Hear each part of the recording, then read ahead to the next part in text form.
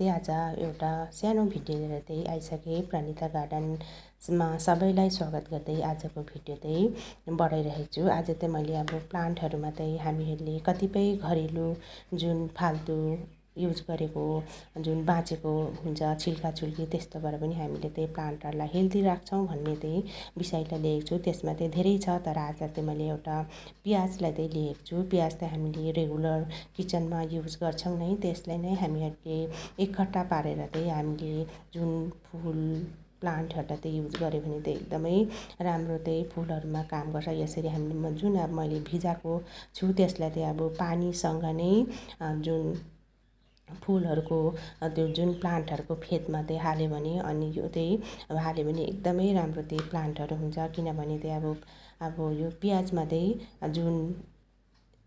जुन माटोमा चाहिँ अब एकदमै मलहरूको काम गर्छ अनि पोटासियम क्याल्सियम पनि यसमा हुन्छ। अनि जुन अब यो प्लान्टहरू झारहरू उम्रिने जुन शक्ति हुन्छ त्यो पनि बढाइदिन्छ। त्यो भएर चाहिँ प्लान्टहरू एकदमै राम्रो सप्रिन्छ अनि फुलहरू पनि एकदमै राम्रो फुल्न सक्छ। अनि यो प्याजलाई चाहिँ हामीहरूले जुन भिजाएर पनि युज गर्न सक्छौँ। अनि त्यसलाई त्यसको जुन सुक्खाहरू हुन्छ सुक्खा प्याजको छिल्कालाई पनि यसरी नै हामीले गमलामा छरिदियौँ भने पनि एकदमै राम्रो जुन फुल प्लान्टहरूलाई चाहिँ एकदमै राम्रो यो सप्रिनेको चाहिँ काम गर्छ, मलको काम गर्छ। त्यसै भएर चाहिँ प्याजको छिल्कालाई पनि हामीहरूले एकदमै फ्याँक्नु भएन। अनि कति अब गार्डनिङ गर्दाखेरि मलहरूको एकदमै आवश्यकता पर्छ अनि सबै हामीहरूले मलहरू किनेर पनि सकिँदैन, किनकि प्लान्टहरू धेरै हुन्छ। त्यो भएर चाहिँ यस्तै अब घरकै कतिपय फ्याँकेको फाल्तु अब युज भइसकेकोहरूलाई पनि हामीले प्लान्टहरूमा चाहिँ एकदमै यो युज गर्न सक्छौँ। अनि प्लान्टहरू हेल्दी पनि हुन्छ अनि जुन फुलहरू राम्रो पनि फुल्छ। यो चाहिँ अब मैले जुन लगाएर चाहिँ मैले जुन अनुभव पाएँ त्यो चाहिँ तपाईँहरूलाई आज मैले सेयर गर्न खोजेको छु। यसरी अब हामीहरूले फुल लाउँछौँ, गमलामा मात्र पनि नलगाएर हामीले जमिनमा पनि कतिपय फुलहरू प्लान्टहरू लगाएको हुन्छौँ।